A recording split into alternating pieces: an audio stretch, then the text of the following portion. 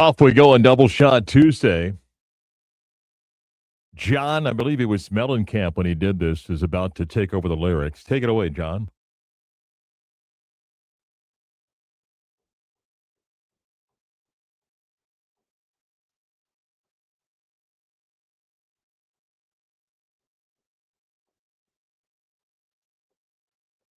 I respect a good song that gets right into the chorus. Yeah.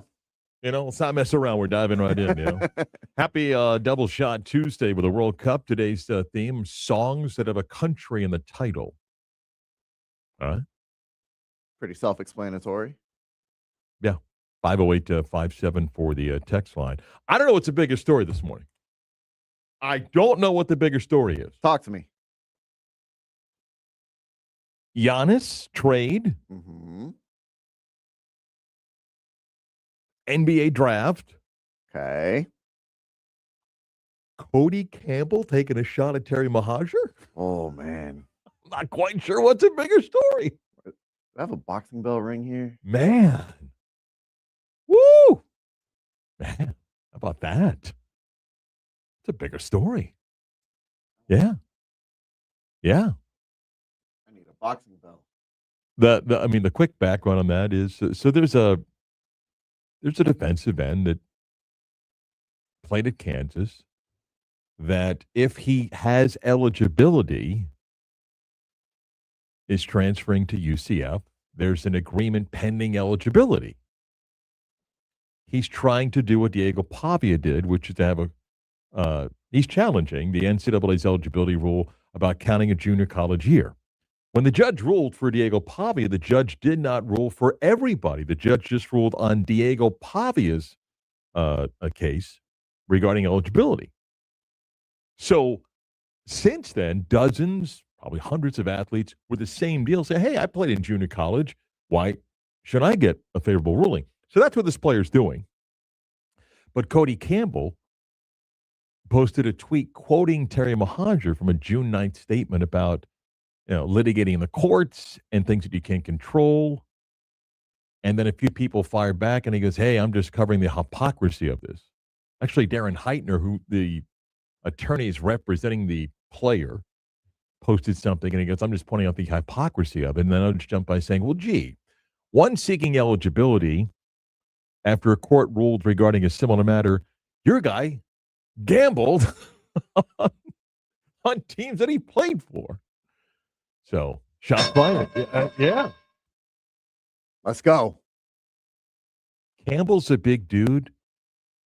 Mahajer's a big dude. And Terry's got that little thing that if he snaps, man. Yeah, shots fired. Yeah, I don't know what's the bigger story. Anyway. That might be the biggest story. Yeah. So, how are you, Chris? I'm good, Mark. I got one more night of yeah. One more night of bachelor Would have been living. like 3:00 last night watching James Bond movies. I was actually so tired. I think I knocked out around 11. Then I got the bar tonight, and then let me just tell you something. The further you go into this marriage and fatherhood thing, and you think those like days or even nights where your wife or husband's like, yeah, we're going to be gone, and you're thinking, oh my God, this is going. You fall asleep at like 9:15. You're like, I'm going to go out with the guys. We're going to go here, and you're just out. Yeah. Well, best plans gone. Yeah. The first night she was gone, went out, had a few beers. The next 3 nights I worked. Last night I was exhausted. Tonight I work. Yeah. No freedom. All right. Even though I'm by myself, no freedom.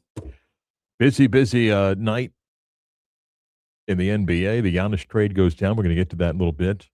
I think look, anytime a player like that gets moved, it's a big story. There's a ripple effect in the East. There's a ripple effect that comes to the Magic even. I mean, what changes in the East? And we're going to get to that in a little bit. B.J. Taylor is going to join us. The college basketball analyst invited B.J. to talk about the draft, which he will get his thoughts on Dusty May taking the job in Dallas. I played that clip of the podcast he did with Jeff Goodman, which was in early May. And now with his decision, you're kind of like, Interesting. So we'll get to BJ, and then Matt Michelle's joining us a little bit later in the program for his weekly visit. And the NBA draft is indeed tonight. Can I ask you something about Dusty May real quick? Sure. Does the fact that John Shire turned down the Dallas job say anything about Cooper Flagg? Expand. So, I mean, Shire coached Flagg at Duke, Yeah. has the opportunity to now coach him in the NBA. Mm-hmm. Maybe John Shire's not as frustrated as Dusty May appears to have been with college basketball. And John Shire, similar to Dusty May, has resources to give him a chance to build a team every single year that can compete for the national championship. And maybe Shire also has this sense of loyalty to Mike Krzyzewski that I think makes it a little bit more difficult for him to leave. I could see John Shire someday coaching. There are rumors about him going to Chicago, and Billy Donovan left there. And but every situation's different. Maybe a series of maybe the uncertainty of an AD, an athletic investigation at Michigan is a part of it. Maybe the supposed contract extension that he never signed that didn't include a massive increase in pay. Whatever it was, I think each person's different, and maybe for Shire the timing is not there because he feels there's unfinished business at Duke. He hasn't won a championship, which May did. I do think the Coach K factor is real, so I think those are things that come into play. Okay. But I do think, and I'm expanding a little bit, I do think that there are a lot of coaches that don't like the current structure of college basketball. But I'm actually going to defend college basketball here for a moment. The sport has its challenges, okay? And Dusty May ultimately made the decision for reasons that only he can explain. But don't tell me that it's so challenging for Rick Pitino that is Mike Rapoli giving him a blank checkbook to get whatever players he wants, or John Shire at Duke to go get whoever he wants. Dusty May with the same resources. Tommy Lloyd at Arizona. Yeah, you may not like every year going to build a roster, but you're not exactly struggling to go buy the best players. So, and I would argue the quality of play is better than it's ever been. The European invasion has elevated the quality of play. It's not as miserable as people make it out to be. And there's some guys that are in a pretty comfortable spot. All right. The trade last night, what it means in the East and what it means to the Magic. We'll get to that, but first, everybody's favorite segment. It's almost like an unwritten rule that when you become a father, you become king of the bad dad jokes. What is Forrest Gump's password? One Forrest one. Are you ready to laugh? We know at least one person is. Here's CB's dad joke of the day. Oh, that's so great. I got everything. I got my mug. Got his Got my mug. sign. Yeah. I'm decked out, ready for dad jokes today, Mark. By the way, at the moment, Chris still has more Father's Day gifts from my family than I do. Oh, it's supposed to come next week sometime. Okay. All right, Mark. What do you call a man who cannot stand? I don't know, Chris. What do you call a man who cannot stand? Neil. He can't stand, so he's Neil.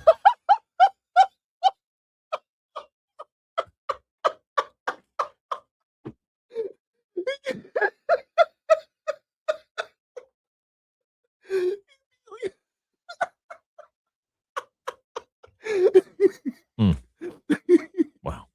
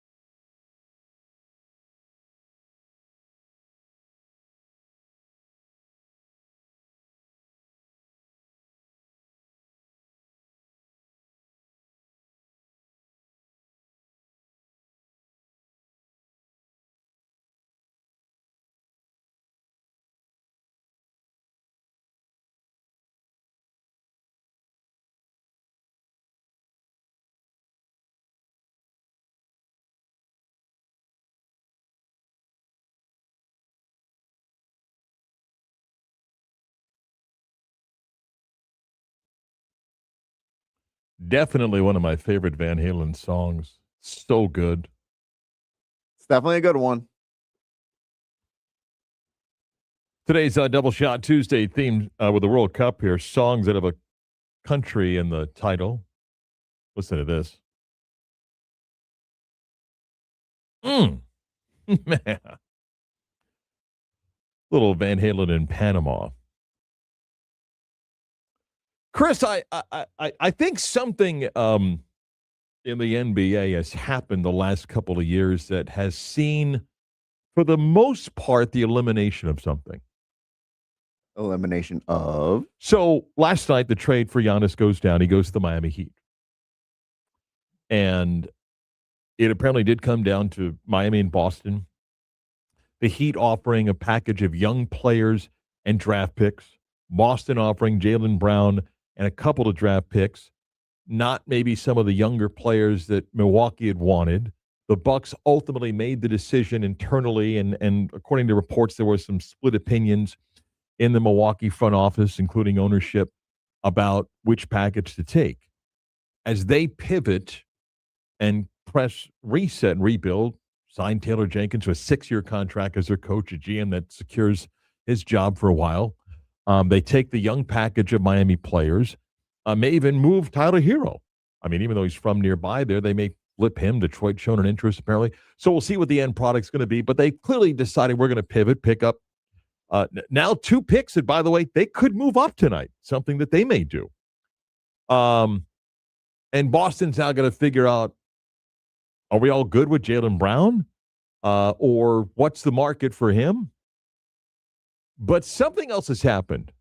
And before we get to is Miami now a team to beat in the East, what I think is becoming less and less and less is true superstar free agency. It doesn't really happen anymore.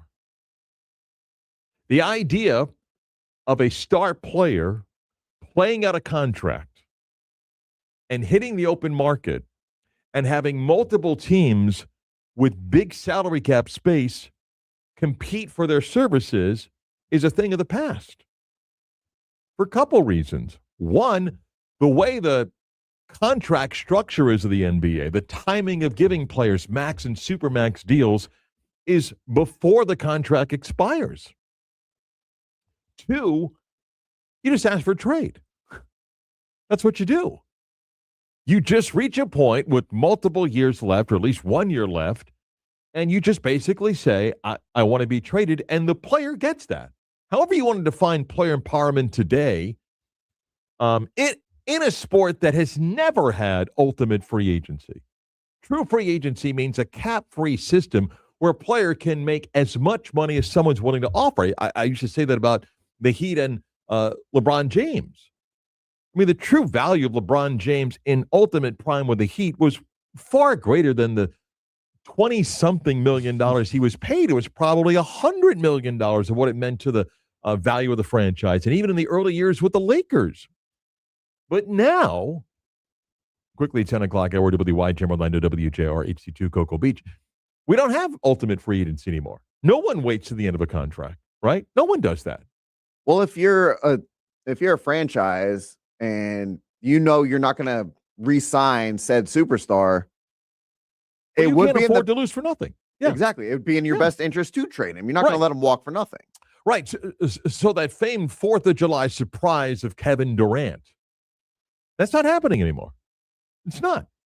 So the true superstar free agent with 3-4 teams that work to get cap space and spend a couple of years moving players around, it's over. I just don't think we'll the trade. Yeah. I said a little bit of this in the bridge. Teams operate differently from market to market for a variety of reasons. In Miami, with Pat Riley, it has never been about rebuilding. It has always been about trying to land the big star. And while he did get it with LeBron and Bosh and keeping Dwayne Wade and got Shaq and got Jimmy Butler, he's also swung and missed multiple times for Kevin Durant and for Damian Lillard and Devin Booker and others. And not just because he doesn't want to rebuild. In Miami, they compete. They compete with the other pro teams to a certain degree. They compete with what South Florida is. They compete with that international market. It's just different. In New York, if you want to charge what they charge for tickets, you can't rebuild. And like I said earlier, it didn't work for decades. It finally worked this year. We're in other markets, and this was one of those markets where you had to sell a fan base on a rebuild for multiple years. Now, it ended up being more than multiple years. It ended up being a decade. But when the Magic pivoted off of Dwight Howard, it was an understanding we're going to rebuild. It wasn't 2 years or 3 years. It became a lot more and multiple rebuilds and resets. In some markets, it's easier. In Milwaukee, they won a championship a few years ago. Your fan base sees the star wanted to leave. So, okay, we'll pivot and rebuild. In Boston, listen, Brad Stevens has pressed reset and they've been able to stay relevant. Maybe they will do it again by moving Jaylen Brown. But I get it for Milwaukee and for Miami. I get it. I don't think the Heat are the favorite in the Eastern Conference. I think they're getting a player on the backside of his prime that still is one of the NBA's greatest players to pair with Bam Adebayo and little else. David Mitchell, Norm Powell, Andrew Wiggins, and Bobby Portis, and whatever else. And I don't know what Miami's roster is going to look like. The Heat have a pretty good history of finding some guys, Max Strus, and other guys that suddenly become key role players. So we'll see. The trickle-down effect of what it means to the Magic. Look, right now, and it's what is it, June 22nd, 23rd? June 23rd. The draft is tonight. Free agency and opportunities to make deals lie ahead in the coming weeks and months for the Magic. So I don't know what the end roster looks like going into the season. At the moment, as we've said multiple times, it appears the plan is to assume health and run this back and maybe tweak a few pieces here or there. In the East, it's an interesting East now. Is Miami better? They're probably better because they're taking what had been one of the best centers of the NBA and an all-star for the last several years and pairing him with what has been one of the better players in the NBA for the last decade that has won a championship. ... But can he stay healthy? And at least with the team in Milwaukee, wasn't very successful in the postseason since winning a championship. But we'll assume that, hey, he is suddenly healthier because he's in Miami. And his brother will be a part of this deal. Make sure of that. But are the Knicks going anywhere? Nope. The Knicks may have a championship hangover, which is the challenge of anybody. They may not have Mitchell Robinson, but they still have key pieces. If Jaylen Brown stays in Boston and somehow everybody's happy, are they pretty good? Yep. Detroit won 60 games this year. I know what happened in the playoffs. Are they going away? Nope. Cleveland? Nope. Indiana's going to bounce back, folks.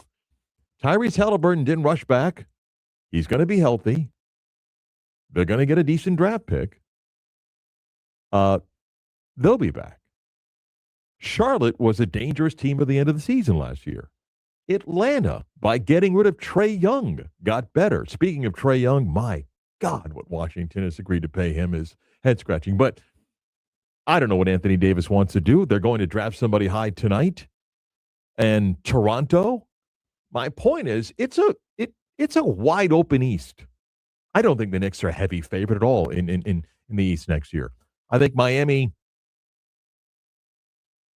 has a chance to be better than a back-end play-in team, but I don't know what the final roster looks like. But for the Magic, a year ago, after the Bane trade, looking at the rest of the East, the thought was this can be a top 4 seed, maybe even higher. I'm not telling you that's not the case for the upcoming season. We're assuming health, but man, the East is really interesting. There's a bunch of teams that suddenly you go, well, they're a lock for top 4. I don't know. I don't know. The current makeup of the Magic, if healthy, yeah, I guess could be a top 4 team, but there's no guarantee, and they got to get better for all the reasons that we talked about. So, big, massive deal. Just guess today, Jaylen Brown is Celtic when the ball goes up to start the season. I don't think he can be. I don't think he can be. I mean, you say it's your greatest season because your superstar partner in crime, Jason Tatum, was hurt for a majority of it. And you say that was your favorite season? Yeah. Not winning a championship with him, not being the Robin to his Batman. I don't think you can bring him back. 50-50, I think, today. Yeah. Interesting. Really interesting in Boston. B.J. Taylor will join us next a little bit on the trade. Dusty May makes the move from Michigan to Dallas, and preview tonight's NBA draft next.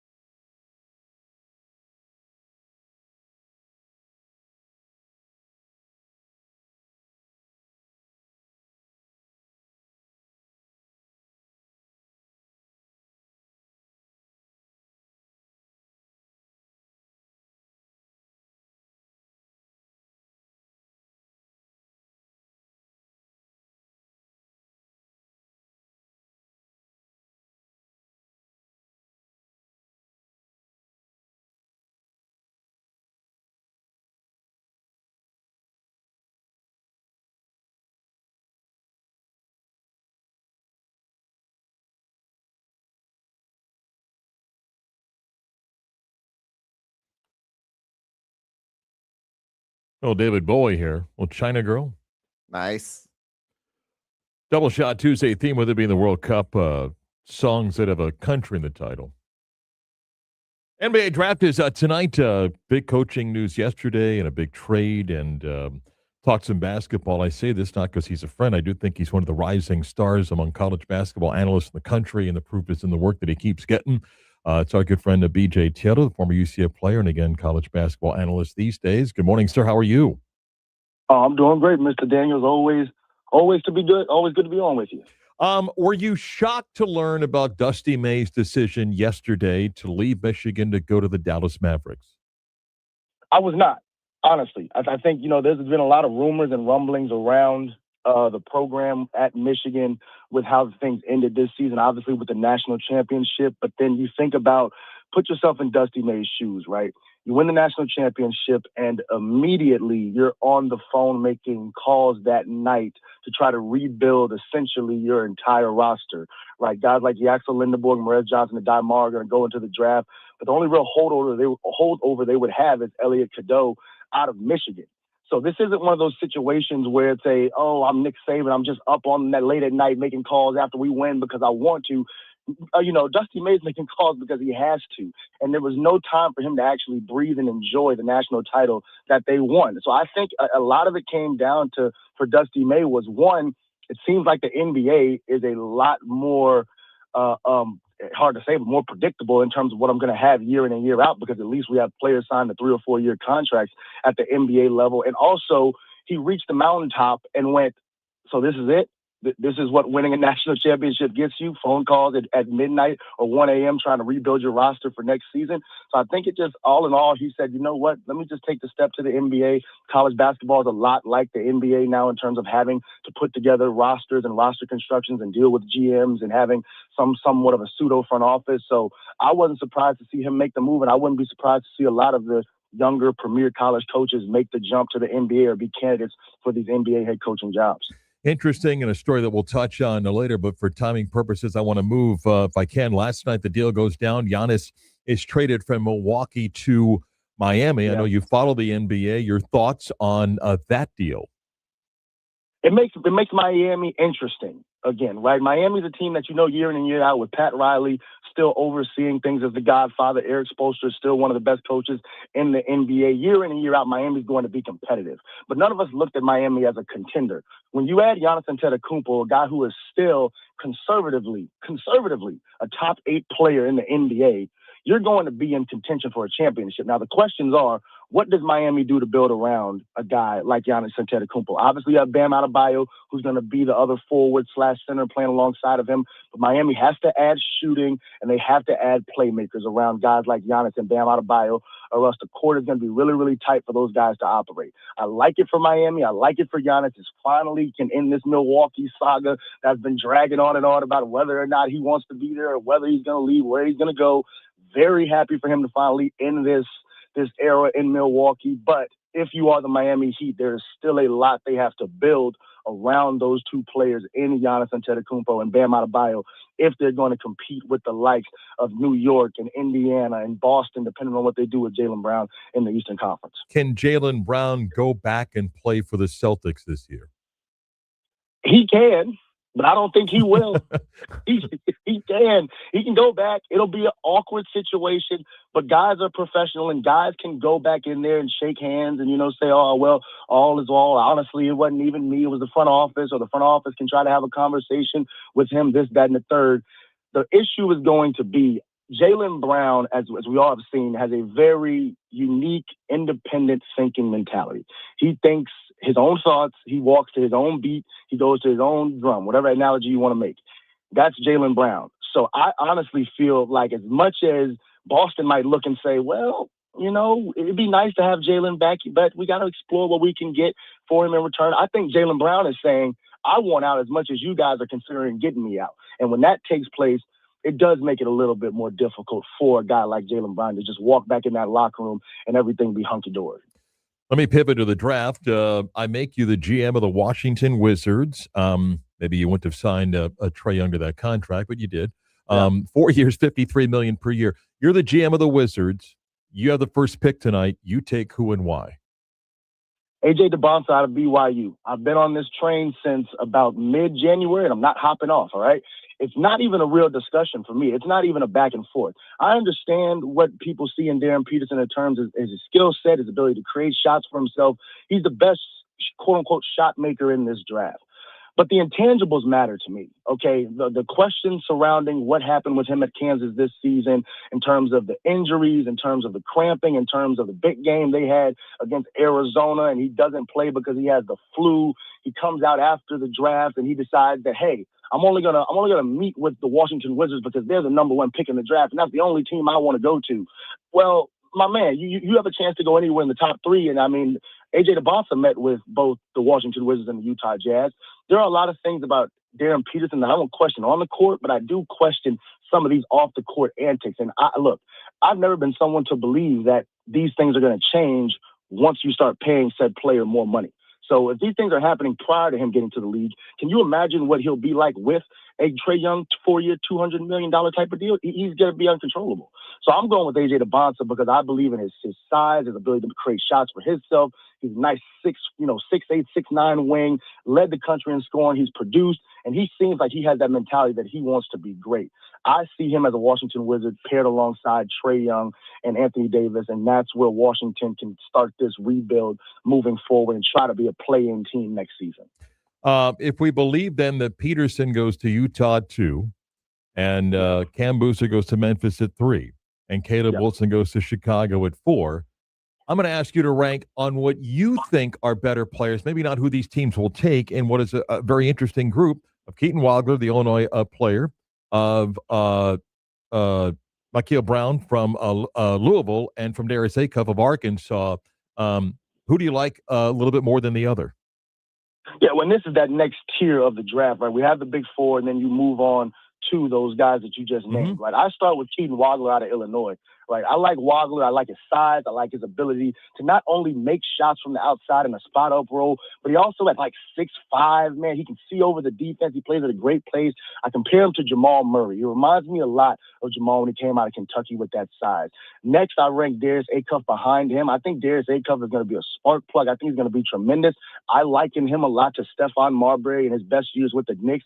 I think he's physical. He's tough. He's a bulldog like that. A lot of people don't realize Darius Acuff shot 44% from the three-point line as a freshman. So he can make shots from the outside. It's just hard for me to give him an incredible upside ceiling as a 6'2", 6'3" guard. I like Mikael Brown as well out of Louisville. I put him third in that list of guards. This is a guy that had an up-and-down season a little bit like Peterson while he was at Louisville, but he's a guy at 6'5". He's from Orlando, Florida. He makes shots at a high clip. His ability to create off the bounce is sensational. He has a very high ceiling, but his floor is also one of those where you say, hey, this guy could be a almost LaMelo Ball type player, but he could also turn out to be more of a Landry Shamet, just spot-up role guy. The most consistent of the four that I'm counting on, though, Mr. Daniels, and you saw a lot of this guy up close in person, Braden Burries out of Arizona. I like Braden Burries out of Arizona as a role player in the NBA. He doesn't have that tremendous superstar ceiling, but he reminds me of a guy in like a Derek White out of Colorado. I see him in that role. He fits in. If he lands with the Mavericks, a guy like Burries, you bring him off the bench, he's able to knock down open shots. He plays good defense. He's a guy that has a very, very consistent role in the league. But if I'm ranking, I'm going Wagler, Acuff, Mikael Brown Jr., then Burries. You like Burries better than Kingston Flemings of Houston?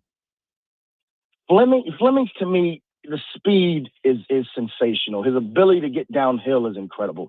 I'm a fan of him in the regard of I like him off the bench in the league. A lot of people are very high on him. I don't trust 6'3" and below non-shooters.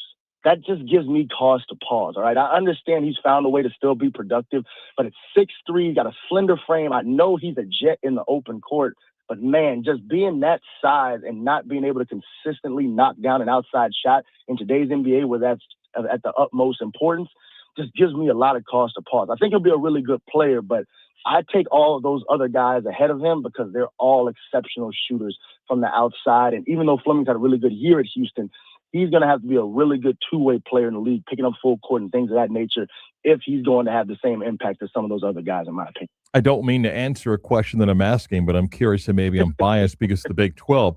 I thought a guy at the end of the season that was underrated, that I'm not quite sure he's underrated because he had a great Chicago camp, and I think he can score. Cameron Carr of Baylor, I don't know where he's going to go. He may be in that, I don't know, 14 to 20 range, but I know you saw him this year. Your thoughts on Cameron Carr, because when the year began, his teammate was thought to be the higher pick. His teammate's gone back to college, and now Cameron Carr, I think, may go in the middle of the first round.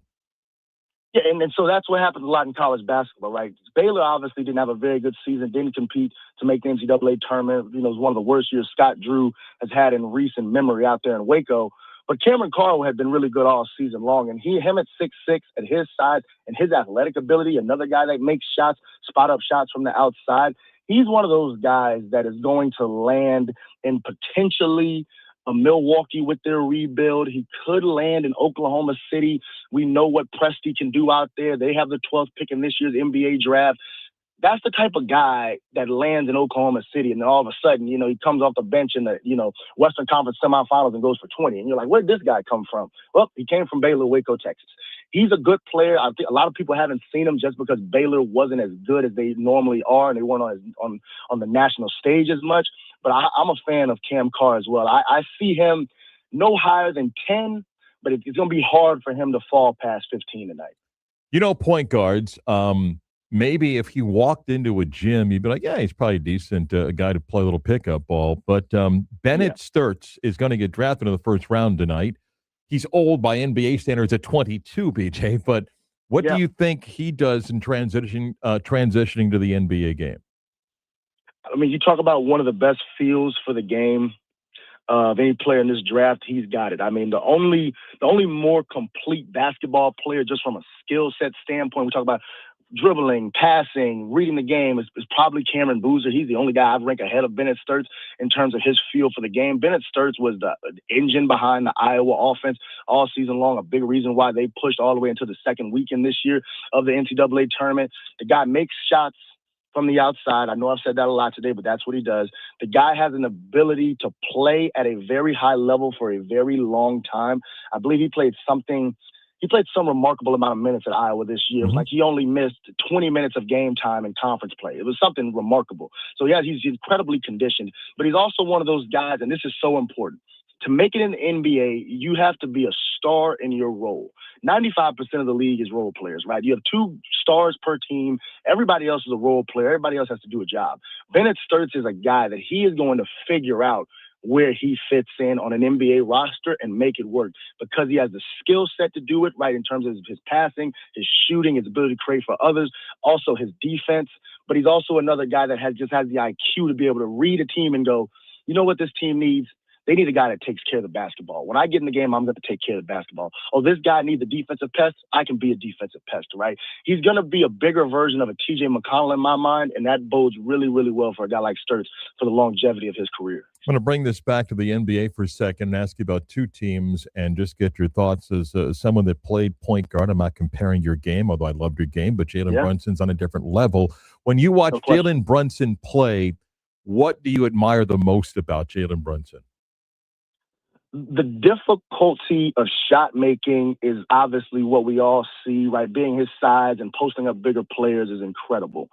The most impressive thing is his feel for the moment and understanding what the game requires in each and every scenario that's taking place, right? So Jalen Brunson doesn't just shoot shots just to shoot shots. He knows in this moment, down 7, come down court real quick. If I bang a quick triple, this is going to put a lot of pressure on the San Antonio Spurs or whoever they're playing, right? He knows the moment better than anyone. I've said this to multiple people. Jalen Brunson, we wouldn't say he's a better player than Luka Doncic. No, we wouldn't say he's a quote-unquote better player than James Harden when James Harden was in his prime. Nobody else, other than maybe Shai Gilgeous-Alexander in the NBA right now, would have won that title if you swapped them with Jalen Brunson. That's just a fact. Jalen Brunson is right now, he is the best winner in the NBA. There is no one that understands winning better. And I know this is going to sound hyperbolic, but stay with me here, Mr. Daniels. He is similar to Tom Brady in the sense of Tom was never the best quarterback in sense of arm strength or accuracy or an ability to extend plays with his legs. Tom always understood the moment better than anyone. There's never been a better winner than Tom Brady. That's what Jalen Brunson does on the basketball court. He may not be the most athletic. He may not be the flashiest. All the things that we just talked about with these guys who are going to get drafted high, Jalen Brunson really possesses none of those qualities, so they don't jump off the page. But he does possess the most important quality, and he understands winning better than most, and he understands winning better than most that I've pretty much ever done it. That was awesome. That's good stuff. Thank you, man. I know you're busy. I appreciate the time. Enjoy the draft tonight. I appreciate you as well. Thank you. B.J. Taylor. It's good, man. Good. And he talked about going back to the DeBonsta Peterson debate. Yeah. Everything I've been ripping on DeBonsta or ripping on Peterson for, I mean, pretty much came from B.J. Taylor. Yeah, and you're both right, but in a way, he wins. If he's not drafted first, he's not going to be not drafted second. Can I ask you something? Yes. Would Darren Peterson be the unquestionable number one pick had he just sat out a year? I don't know that. I thought you were going to, if he just showed a little bit more care, I think he would have been a runaway number one. But that's not his makeup. And I didn't know Darren. I knew of, but I didn't know Darren Peterson until we all watched the season. And you know, every time I saw AJ DeBonsta, both in person when you said played him, he was having fun. He enjoyed competing. With Peterson, it just seemed like it's the process to get to the NBA. But he's going to be drafted no worse than second. So I guess to some degree he wins. Although I do think that if he's drafted tonight by the Utah Jazz, I don't know if they're getting the happiest guy in the world. We'll see. Matt and Michelle will join us when the Beat of Sports continues next.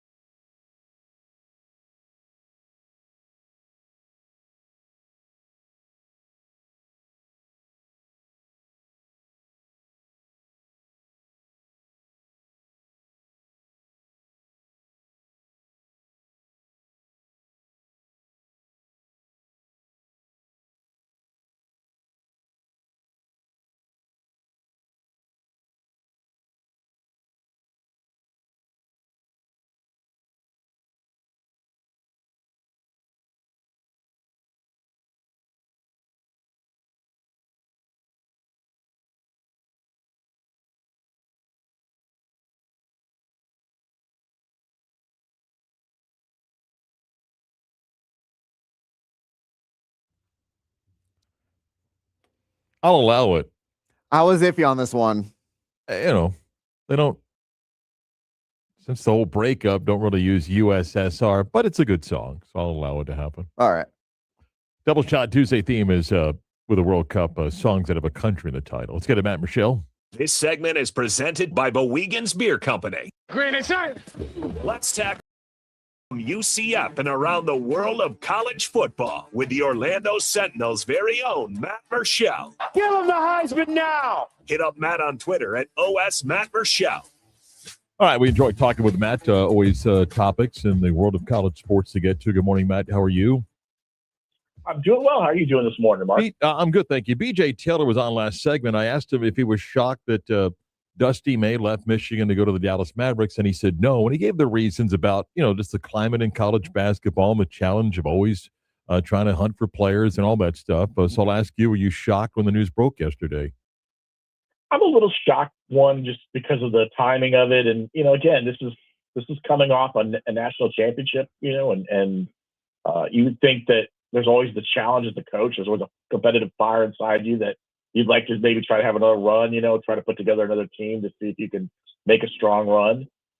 But again, as I'm sure BJ, hit on, is you look at the way the business is right now, how difficult it is to rebuild a roster, dealing with NIL revenue sharing, having to make sure that the money is where it needs to be at, dealing with agents now. And I'm sure Dusty, I'm sure Michigan has its own GM, and it's not Dusty dealing with this on so much a day-to-day basis, but it's still challenging. And I'm sure it wears people down after a while. And, you look at some of in college football, we've lost a lot of coaches who maybe just left a little earlier than they wanted to because they just didn't want to handle this. They didn't want to have to deal with all the challenges that are involved with this. So it's, I'm sure the job going to the NBA is another challenge. It's something maybe to try to win a title.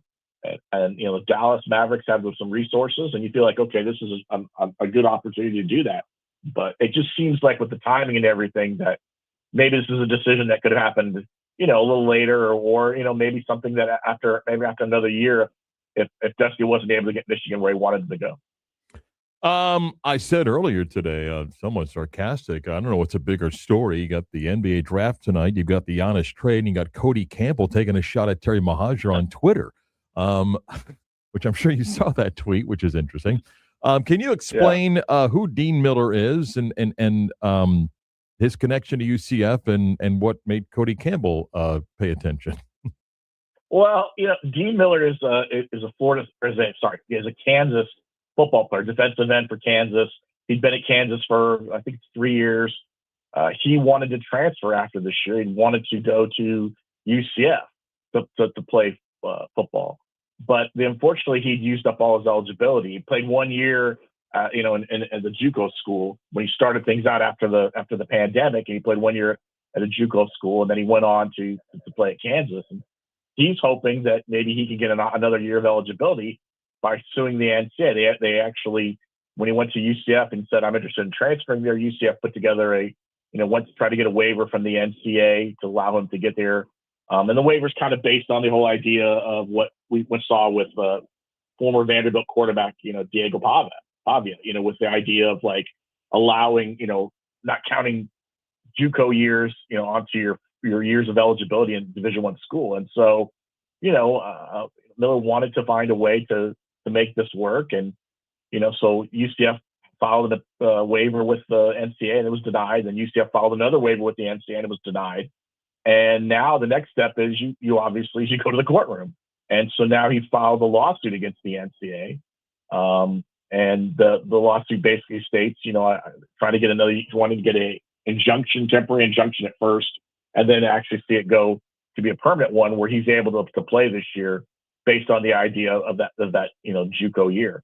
And what's interesting about it is he's not enrolled in UCF at this point. He's not on the team, but there is a deal in place, when his eligibility does come through, where he would have a spot. And it's according to the lawsuit, there's some money involved there, obviously with the NIL and everything else, about $300,000.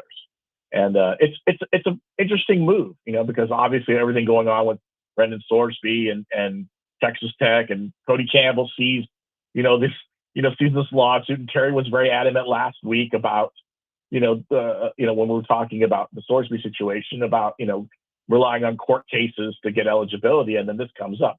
I don't think UCF had anything as much to do with this lawsuit as it was, Miller and his attorney. But it's just interesting. Then Cody Campbell takes a shot at Terry. And, listen, you've got billions of dollars in oil money. You got time to sit around and tweet people and take shots at people and do all that. And that's fine, whatever. I think Cody Campbell's overstepping himself a lot over the last few months. And I think he's angry about what happened with Sorsby. And I think he wants to take it out on everybody. So anyone that makes a move like this, he wants to take a shot at it. So this is the new world we're in, is athletes are going to find ways, if they feel like they want to get more eligibility, they're going to try to find a way to take it to court. And, Miller's attorney is Darren Heitner, who is from Florida. And he was the one that was involved in the Tristan Smith case in South Carolina that they just recently won. He got an injunction. He's allowed to play at Clemson now. So it's going to be interesting to see how quickly this kind of comes down and what happens to the situation. I didn't even know we had many preseason magazines out there. I guess I'm kind of glad we still do. Some of these are done in April and who knows, but I saw you put a tweet and had taken a look at a few. And the Knights are not thought to be set to have a very big season. I don't think that's surprising. There has been a lot of noise about UCF other than Alonzo Barnett missing spring practice, but at least some of the publications that are still around are not high in UCF this year, are they? No, it's interesting to me. I think everyone looks at the situation and believes, there was so much turnover, but as I kind of laughed about reading some of these things, is that I don't necessarily believe there's that much turnover compared to Scott Frost's first year coming back last year. When you had over 70 newcomers, I don't think it's nearly as much as that. I think obviously adding Alonzo Barnett, helps them out at quarterback. I just think nationally, I think people look at the program and wonder, what direction is it going in? And, you look at the fact that UCF maybe hasn't gone after big name players, but that's always been the case under Scott. That I think he's always gone after players that really fit needs and feels like that fit what they're trying to do. It's not necessarily maybe the flashy player. I think Barnett would probably be the flashiest player they probably have. But there's a lot of returning players on this team that I think are going to make some big moves as they stay healthy. We talked about Horace Lockett before. We talked to Lewis Carter at linebacker and Jade Bellamy at cornerback. The defense is loaded again, and I feel like they've got a good opportunity. It's going to be, can their offensive line, step up and perform with 4 new faces and but I feel like, I think it's one, I tweeted out, I think it's Athlon that has them at 15th in the Big 12. And I think it was Lindy's that has them at 13th in the Big 12. I would have them a little higher than that. I think there's an opportunity to show some improvement from last year. But, again, this is some of these are, people don't necessarily follow UCF on a daily basis and don't necessarily see what this program has been able to go through over the last, few years and a few months. So it's going to be interesting to see if where they're able to make some strides that I think people just haven't seen so far. Yeah, I think assumption of health is dangerous, but I do think defensively, actually I think UCF defensively is going to be one of the better defenses in the Big 12. I think offensively, it's a fair question mark, particularly the offensive line and wide receivers and, a healthy quarterback. Let me pivot. Such a tough story with Sean Clark, the offensive line coach who passed away this year. You spoke to his family, and I'm going to ask you to share a little bit, for those that haven't read, Matt's story still up at OrlandoSentinel.com, what that was like to talk to the Clark family. Yeah, I got an opportunity to catch up with Janelle Clark the other day. She's the wife of Sean Clark, and we were talking about she's, put together, they've started a foundation called the Sean Clark Legacy Foundation, and part of that foundation's goal is they created a thing called the 61 Initiative, and basically it's an initiative to make sure that coaches, kind of understand how important their own health is, whether it's physical or mental health, making sure that they take care of themselves. It's, as we all know, coaching is not, it's not something that coaches, really, health is something that coaches really don't pay a lot of attention to. They're so busy, most of the time. They're working long hours. Sometimes they're sleeping in the football offices. Sometimes they're eating, bad food. They may not go to a doctor, as often as they like to.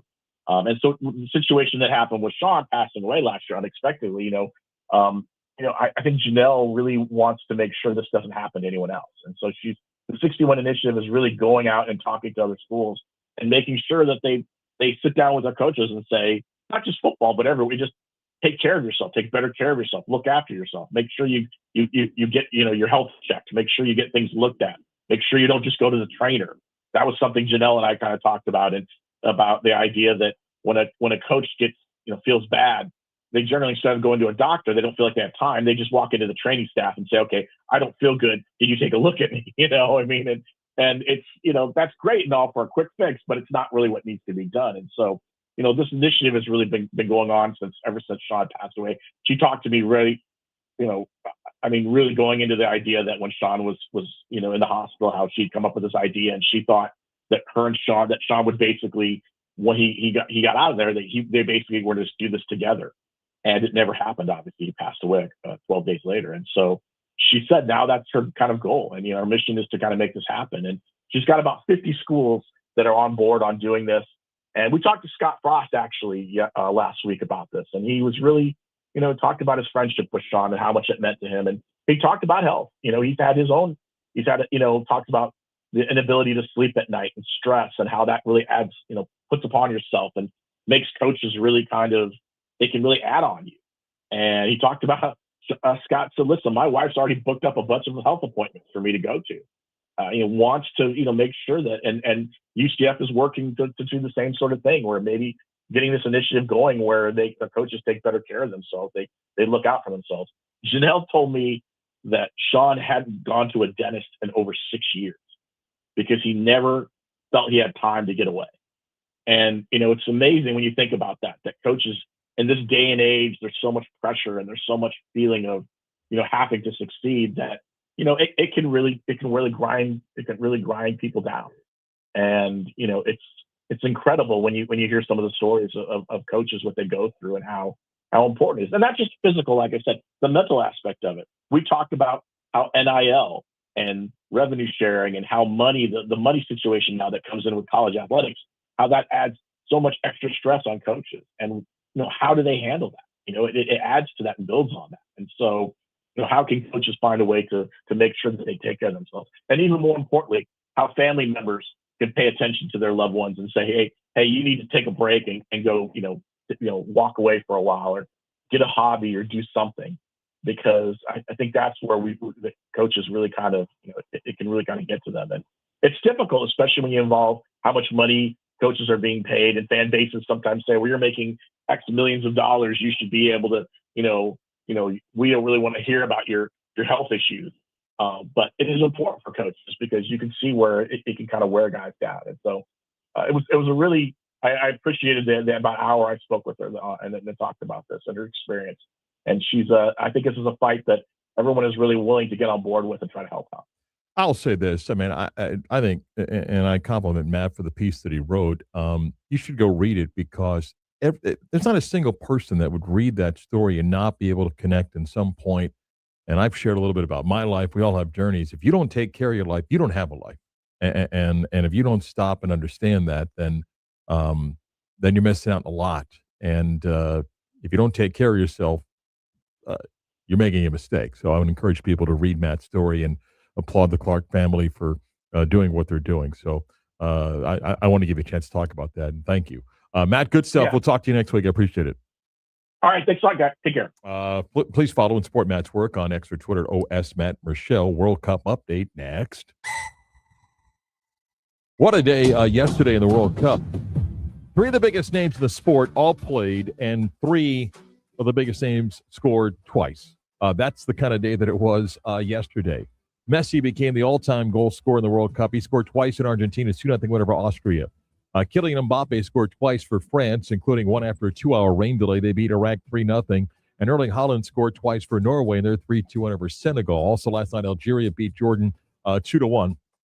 On the schedule today in the World Cup, Portugal and Uzbekistan will play for Cristiano Ronaldo, and Portugal is a big one for them if they want to advance. England and Ghana, both teams won their first match. They'll play today at 4. Panama and Croatia play at 7 o'clock, and later tonight, Colombia and Congo will play the late match at 10 o'clock. That's the schedule. The U.S. returns to action on Thursday when they take on Turkey in the final game of group play. The Americans have already advanced to the knockout round of 32. World Cup update brought to you by Carlsberg Beer and Jameson Irish Whiskey, and, of course, our friends at Glitters Green Irish Pub.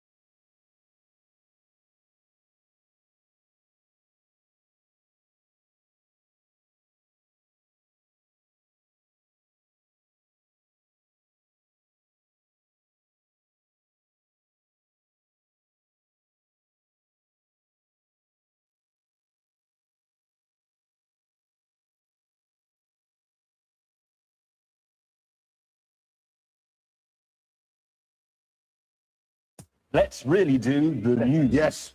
Now it is time to do the news. But now it's time for the news. 7 o'clock hour, WYG Orlando, WJR HC2 Cocoa Beach. The big NBA news last night. Giannis Antetokounmpo traded to the Miami Heat. The Bucks choose the Heat package over the Boston Celtics package. And Tyler Hero, Khalil Wareheim Hawkins among those that go to Milwaukee, plus 3 first-round draft picks, including the 13th pick in tonight's draft. Milwaukee could get creative and package their pick and that 13th pick if they want to move up. Now does Jaylen Brown stay in Boston? To be seen. Julius Randle, part of a 3-team deal that sends him from Minnesota to the Brooklyn Nets. Do the Nets just want to acquire every former Knick to kind of make him feel closer to winning the championship? Like what? Irrelevant. But anyway, tonight is the NBA draft. A.J. DeBonster, Darren Peterson. Most think DeBonster will be the first pick tonight by Washington, with Peterson going second. Magic did not have a first-round pick in tonight's draft. Oklahoma wins the College World Series, beat North Carolina 13-2 in the third and deciding game in the championship round. PGA news today, the league going through major overhaul of its schedule and competition. The tour is moving forward with a PGA Tour Championship Series and a PGA Tour Challenger Series. 120 players play in the PGA Tour Championship Series with minimum purses of $20 million. Then players will play in the Challenger Series with relegation and promotion going on, a significant change to the schedule that would take place in the year 2028. World Cup continues today. The Americans will play Thursday against Turkey in a match that the U.S. to some degree doesn't need. You likely will rest Christian Pulisic, and anybody sitting on yellow cards you don't want to put out there, possibly get a yellow card and miss the match in the round of 32. All-Star voting underway for the or All-Star voting updates for Major League Baseball. Top vote getter right now, Shohei Ohtani, 2.3 million votes. That's not shocking. No, not really. Linda Cohen. Saw that. Retiring. Right. 34 years. She's anchored more than 5,500 sports centers. And she is retiring at the end of the month. Probably. No, I mean, she is retiring. And hopefully they let her leave on her terms, but this is part of the ongoing cuts at Disney and at ESPN. So not a shock that some names are going to come out, but a great run, 5,500 plus sports centers, huh? Pretty good. I haven't really seen her on much lately. Uh-huh. Yep. That's correct. More than 10,000 members of the Tartan Army, the Scottish fans here for the World Cup, attended the Marlins game last night. They invaded South Beach with the bagpipes, marched their way into the stadium last night, and most of them had never seen a baseball game before, but had a great time cheering and playing the bagpipes and quadrupled the Marlins attendance. And drank a lot of beer. They will play Brazil on Wednesday. It's been great to watch all these different fan bases celebrate their trip to America. Last night, for 10 minutes, my wife and I just watched international fans taste our foods and experience, not just Buc-ee's, but there's one, and you can relate to a degree. There was a British couple trying a pub sub for the first time. What did I say about, did anybody ever take your sub? And you tell me someone took your sub yesterday? Yeah, we put it in the atmosphere, and it happened. I actually had 2 wraps. I had ordered 2. Yeah. Both gone. How do you know that they were taken? Because I went up to the guy behind the counter. He's like, I mean, he could have been lying. I'd like to think they're honest people at Publix. Yeah. And I showed him the order, and he goes back to talk to the guy who made it, and he said, yeah, those subs were made. So, very disappointed. Did they make them again? I was waiting another 15 minutes. What'd you get? Publix Ultimate. Publix Ultimate wrap on white. Lettuce, tomato, cucumber, pickle, salt, deli dressing. So this British couple was told about the chicken tender sub, right? I can't stop watching these between, cat and dog videos and Europeans enjoying American culture. So they were told to get a pub sub heated with cheese and buffalo sauce on it. Okay? And they go in, and they ordered 2 subs. It's a husband, wife, and they have 2 kids that look like they're like 8 to 10 and so forth. And they're in line, nervous, waiting, go up and order. And the person, like they found the rare person that doesn't mind making a sub at Publix. Normally they're like, you're invading their time. And they were like, no problem, filming it. And they went into their car to take a bite. The dad went first, and he had the look like, I have died and gone to food heaven. He went and I guess he texted someone back home and said, you won't believe what I just had. The wife thought it was a little spicy, and then the 10-year-old son took a bite, but the dad was like, every day, I don't think he knows that they don't have Publix all across the country, but he's like, this is the greatest thing ever. That's so funny. Yeah, and couldn't believe how cheap it was. Okay. Which the pub sub, not that the chicken Not the chicken tender sub. but he was amazed. Just could not believe it. Yeah. Are you a toasted sub guy? The Me Now? Yes. No, the Me Now gets a if I get. I mean, I'd get a salad, but if I get I get a an ultimate wrap on wheat. Not toasted though. Double right? meat. Double meat. Not toasted. No. Yeah. No. I don't get anything toasted either. No. But yeah, I can watch Europeans eat American food all day long. It's just it's hilarious. Trying Texas barbecue for the first time, and there was there's a couple. Oh yeah, I don't know if they were from Japan or Korea. This is not meant to be profiling, okay? But no. They had met American fans that were traveling to the same city as them. I forget what city it was, but in the airport, they went to Panda Express. I was just about to say, I wonder what they think about the orange chicken. And the couple, I don't know if it was Korea or Japan, were blown away because, and just said, it doesn't work back home, but just said the selection, like unbelievable. And they got orange chicken, right, with fried rice and so forth. And again, they were stunned, like, how much is it? And this is all the food because they piled it into, to the styrofoam and everything. And they're just laughing.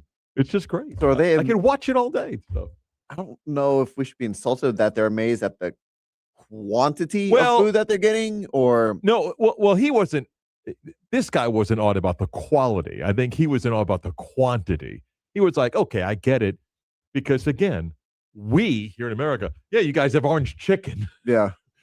And I don't think he was like, this is 5-star. He was like, how much food they give you is what his thing was. I always wonder, like, what people from other countries think about their food being sold here. Because obviously it's not going to be the same. No, I have a niece that has now lived in London for, almost a year and a half now. And, I mean, she has shared in her time there. Again, you don't get ice in your drinks. You don't get free refills and so forth. And portion size is often different. And, yeah. I believe England, they drink their beers at room temp, too. Yeah. Different cultures, man. On the mark, off the mark, coming up in about 25 minutes. We'll get to that in just a little bit. Time is running out. It's the best deal of the summer. You've put it off all month. But guys, you got to act now. International Diamond Center's amazing free finance offer ends on June the 30th. So if it's time to pop the question, celebrate a big anniversary, or upgrade your her diamond, it's the best time to do it right now. And the best way to buy is at IDC. You can purchase anything and spread your payment over 5 years with an unheard of interest rate of 0.0 till the year 2031. All designer rings, all certified diamonds included, all colored gemstones. You'll find the best at IDC. Get that $12,000 engagement ring with a hand-picked certified diamond and designer setting and pay just $200 a month, or that $3,000 diamond eternity band for just $50 a month. While interest rates are up everywhere else at IDC, it's 0.0. So go big. The time's running out, though. International Diamond Center's rate relief ends on June 30th and will not be extended. Shop IDC, Altamont Springs, Waterford Lakes, and Malt Millennia. Get details at shopadc.com, and approved credit is International Diamond Center.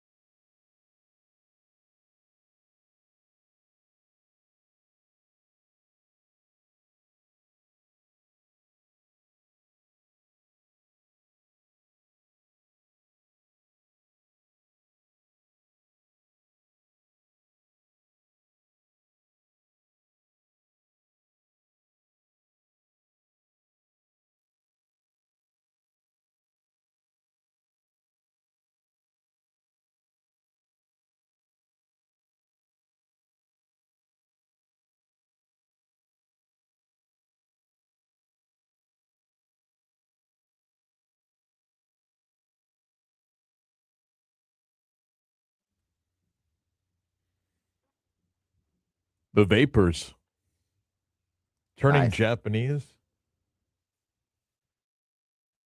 Today's Double Shot Tuesday themes for the World Cup, songs that have the name of a country. Stretching a little bit here. You've heard this song before? Yeah. There's been a couple that are kind of stretching. Turn it up a second, let me sing.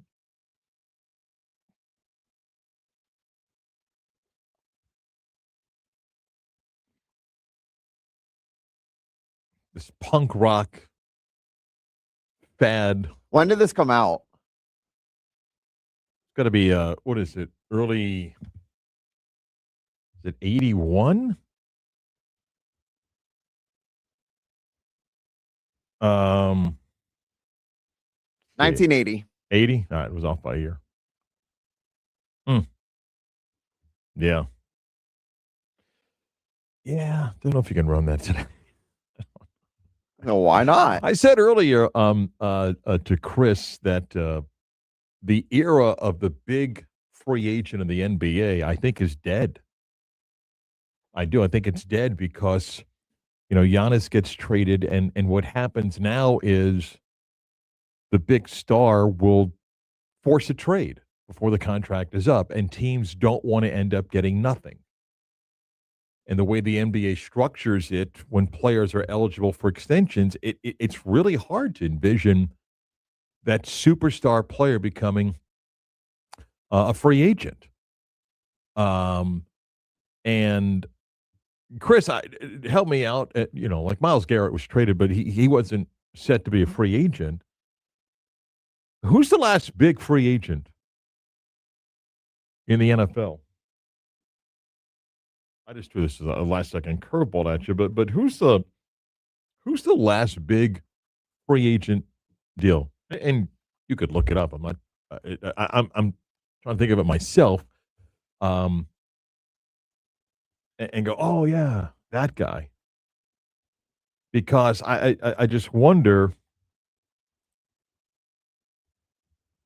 if we're seeing kind of an end to all this. Because of teams just not wanting to risk losing players. Like in Major League Baseball, Juan Soto left the Yankees to go to the Mets. Mm-hmm. Shohei Ohtani goes from the Angels to the Dodgers. Aaron Judge re-signed. I don't know if I bought ever San Francisco was really in the mix there. Manny Machado, Bryce Harper, Garrett Cole. I mean, baseball's had more true free agents, and obviously without a salary cap, whatever you want to call Major League Baseball, a little bit different. But in the NFL, we can go what popped up? Saquon Barkley. Okay. You want to count Tom Brady? To the Bucks? I don't know what that market was. I'm pretty sure all 31 other teams were interested in Tom Brady. No, they weren't. Maybe not teams like Cincinnati with Joe Burrow. Well, I'm just going to say, probably take out half the league that had starting quarterbacks with massive contracts. I'm not telling you that there was no other team, but I don't think it was as big because, I mean, be honest, there was still some question what he had left at the age. But I just think that era in these two sports, even though we have far more trades in the NFL, which is a great thing. We used to hardly have any trades. Now we actually have real trades, both at a trade deadline and during an offseason. But in the NBA, I just think that era is over. And in the National Football League, it's the same thing. Who wants to risk getting nothing? Does the lack of true, like, big name superstar free agency hurt the NBA at all? I don't know. Because this Giannis story lasted a year. I mean, going last offseason, he kind of wondered. Then the trade deadline and everything that was going on, he had supposedly a list and wanted to go to the Knicks and everything. And here it is. Dusty May leaves the national champion team in Michigan to go to Dallas, and that was a couple of hours, and Giannis got dealt to Miami. and that now dominates it. So I don't know. I think what's happened is it's now moved to at some point the star player just demands a trade and gets it. I don't know the last star player that didn't get what they wanted to get out because the team ultimately says, hey, well, he's got 2-3 years left. Well, he's miserable. I don't need that around here. So now you just force the trade. That's the new trend in the NBA. Yeah. And maybe, maybe Myles Garrett did the same thing. This guy, I don't want to be here. Get me out of here. No, I don't think Myles Garrett did that. There's no way he would have done that and then sign a massive 4-year deal. Okay, he got what he wanted. He got traded. He did. Yeah. But I don't, again, you're not going to re-sign somewhere you don't want to be. Oh, I disagree with that. Why would you? Because he got the money. If they were going to give you a deal and you're like, if you don't want to pay me that, I'll take it. But I don't think when he signed that deal. So he couldn't have gotten that money elsewhere? I think the security of getting it and then saying, all right, I'll take the chance. I'll sign this. And now they can trade me. And now they can trade me knowing that I'm signed. That team that takes me doesn't have to worry about, am I going to re-sign here? I don't think Myles Garrett wanted out of Cleveland. Okay, we may agree to disagree, but right now the list of recent free agents that jump ship in the NFL is not very big either. And again, the salary cap in both leagues play a factor in that. And I like in the NBA, and he's eligible for max extension. It's Jaylen Brown. He's got multiple years left, but he's eligible based on That's his his like accomplishment. what, 2-year deal. So now he becomes that guy. Like we just passed the torch. Right? It was Giannis. He's done. So now it's on to him. Does Boston keep him? Does Boston? I still don't think they bring him back. Well, he's now the next guy because if he says, I don't want to play here anymore, you've disrespected me. If you're Boston, you have to move him, right? You can't keep him. I don't see how Boston disrespected him. Chris, maybe they didn't, but if he believes that, you can't keep him. Player gets what he wants. Yeah. He'd be the next guy to go. So, yeah, the day of that, wow, what a free agent class is coming. Maybe gone in the NBA. And yet, arguably one of the two greatest players ever is a free agent right now with what market for LeBron James. On the mark, off the mark is next.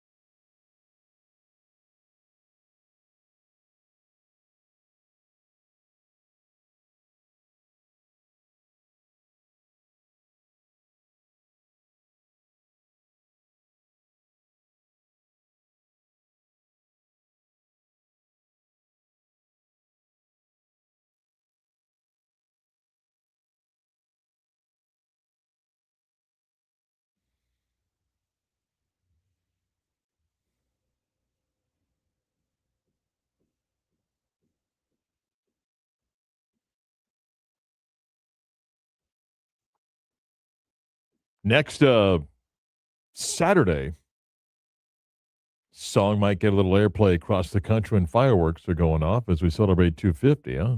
Yep. Nothing like walking in your favorite grocery store and they got the fireworks all piled up there. You're like, man. Honey, I got the milk and bread. Bought some bottle rockets. Get the kids. Here we go. You a big fireworks guy? Watching or buying? Buying. No. Not like the None. big one. No. No? No. No bottle You've heard me rockets, no tell- smokers, no screamers. No. I live in a city that puts on some of the greatest fireworks shows nightly. Nightly. And I live in a street that's got a jackass down the street that thinks he's Disney, that believes the rest of the street's like, uh-oh, and I won't say his name. I can't wait to see what he does. The block hates him. Can't stand him. We'd all chip in to buy the house to have them move because he's gearing up now. What about the little poppers that you take them, you throw I them on the don't ground? do any of that. I'm not 6.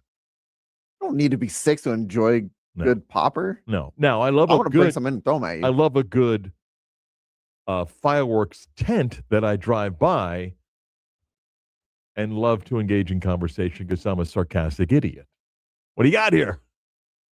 So you're going to be that guy. You're going to take up the Or the one that valuable says time. buy one, get 4 free. Yeah. I'm like, yeah, that's got to be a really good deal, what they're trying to unload right now. You know, or I love the guy that, you know, he gets out, can I help you? And he goes, yep.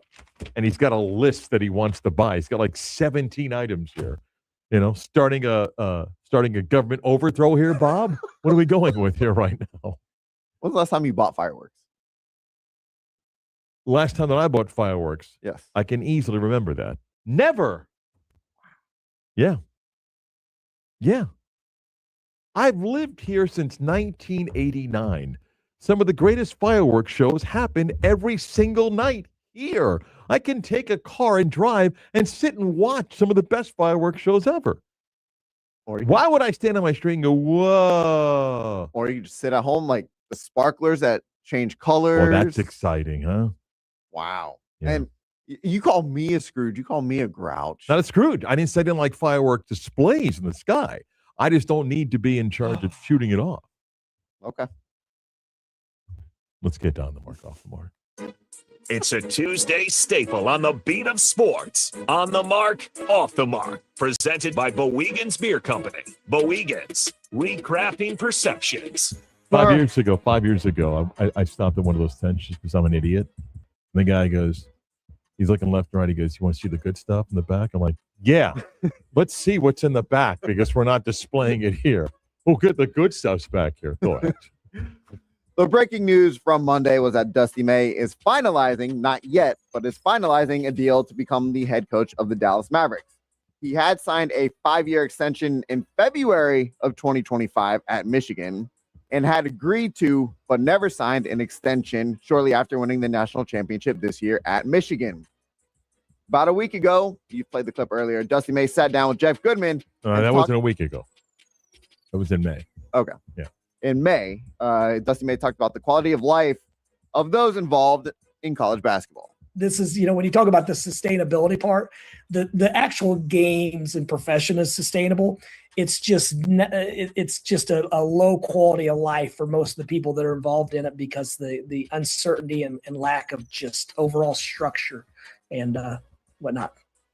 Again, I continue to question. You signed a 5-year extension last year or 2 years ago, and Not extension. He's only been a coach there for 2 years. so sign a long-term deal. Yeah. You know what college basketball is. Right. Nothing about this is new since you've been coaching. Mm-hmm. Yet you signed a long-term deal. Yep. Anyway, I still question. Got a buyout. He's going to hold the money, but I still question the timing of this. Like, why now, a day before the draft? But given the amount of success that May has had in college, would I be on the mark or off the mark for believing that there is going to be a tremendous amount of pressure right away for him to make the Mavs title contenders? No, off the mark. No. They were in the playing game 2 years ago. Just hired new GM who's basically done a great job of shedding the Nico Harrison era. Mm-hmm. Have Cooper Flag. See what happens with Kyrie Irving. Other young pieces. Now, I don't think Dusty May believes he's going to win 18 games. I think he feels like they're going to be better with a healthy basketball team, but I don't think he's under pressure to succeed next year. It was, 3 years ago? 51 season, I believe, Western Conference Finals. Completely different team and leadership, and a guy named Luka was on that team. Yeah. All right. Oh boy. Brandon Ayuk cannot wait to get out of San Francisco. Of course, over the phone or on the phone, posting to social media on Father's Day, and this is what he had to say. Man, what's up, everybody? What up? I had a great Father's Day. And before I lay down and go to bed tonight, I just wanted to say, go Commanders. Go Commanders, man. Go Commanders. Raise hell. Man. Take command. Ended that before he dropped an F-bomb. Just 2 years ago, I bought and got ultimately a 4-year, $120 million deal. 7 weeks into said season, tore his ACL and MCL, then decides doesn't want to rehab with the team. The team voids his guarantees. And now all these videos coming out this season. John Lynch has come out and said he's played his last snap, yet is reluctant to trade Brandon Ayuk. I don't know how big of a market there is, if there is one for him, but would I be on the mark or off the mark for thinking that the drama between the two sides here is far from over and that San Francisco will do anything and everything in their power to make football life, extremely difficult for Ayuk? Man, I guess you're on the mark, but Chris is right. Here's my question: how? Well, they put him on the left reserve list, which ended his season. They can get guaranteed money back. Mm-hmm. They got about $30 million back, I believe, last year. Mm-hmm. Whatever they can do, suspend him for upcoming games. What? Conduct detrimental to the team. What do you do? What he's doing now. Distraction. That's the players' union would fight you on that. Look, they're ticked off. He's whatever. Mm-hmm. He wants to go elsewhere. You're right that they want to make it difficult and not give him what he wants. They can take some guaranteed money back, but at some point, he's medically cleared to play. They have to make a decision either to let him go and try to find any trade value for him. Just pick a number today, right now, with everything that he's doing. Mm-hmm. How many teams would want him? My guess would be none. Then that's on him. I don't think I don't believe the answer is ever none. Maybe it's like 5. I was maybe going to say the answer is never none. There's always a team that thinks, well, he'll be fine with us. Right. The question is, does he have any trade value? I don't know. And that's on him. Yeah. All right. More news that came out from yesterday. We've talked at length about the Giannis trade, but 4 years, $212 million for Trae Young to stay with the Washington Wizards, who hold the number 1 pick in tonight's NBA draft. Yeah. Darren Peterson only worked out with the Wizards, while AJ DeMonsta worked out for both the Jazz and the Wizards, and the Jazz having the number 2 pick. While in Atlanta, Young led the Hawks to 3 playoff appearances in 7+ years. Teammates hated him. Huh? Teammates hated him. Despite averaging at least 8 assists a game every year in Atlanta, would I be on the mark or off the mark for believing that Young will hinder the growth of either Peterson or DeBonsta, and that the Wizards will regret signing Young to this deal? On the mark. Chris is right.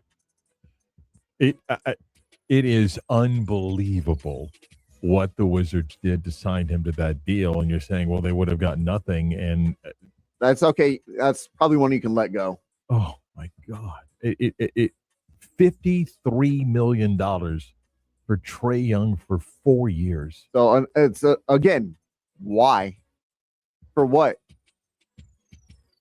When you've been as bad as the Wizards have been, I guess you just think, and we'll get Josh Robbins on after the draft, and Josh, who covers the Wizards, will probably explain why it makes sense. But from a distance, oh my God, I can't see how that makes sense. Oh God, it is such a bad. And do you really want to pair him with either Peterson or DeBonsta? I mean, BJ Taylor was talking about it earlier. listen, for those that are into the basketball analytics, you do a deep dive past the numbers of points and assists per game, and you take into account usage. And Trae Young is not very good. He plays zero defense, has never played defense, will never play defense, and his true usage rate is a negative every season. So, and he beat the Knicks that one series, but anyway, yeah. Just due to time, on the mark, off the mark. All right. Come back. We'll put a wrap. Tell you about tomorrow's program next.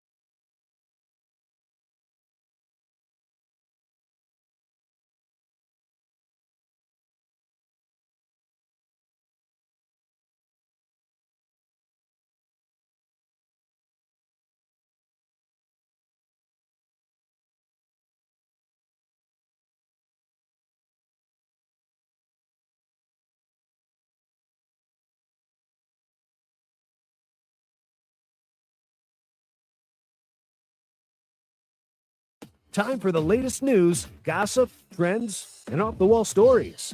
Trends. That's the craziest thing I ever heard. The Scots and Brazilians are going to play Wednesday in Miami. It is quickly becoming one of the most sought-after tickets, as you can imagine. And again, attendance has been phenomenal. Last night, Norway and Senegal played in front of a packed MetLife Stadium. Well, I guess you have to call it the New Jersey Stadium. So, yeah.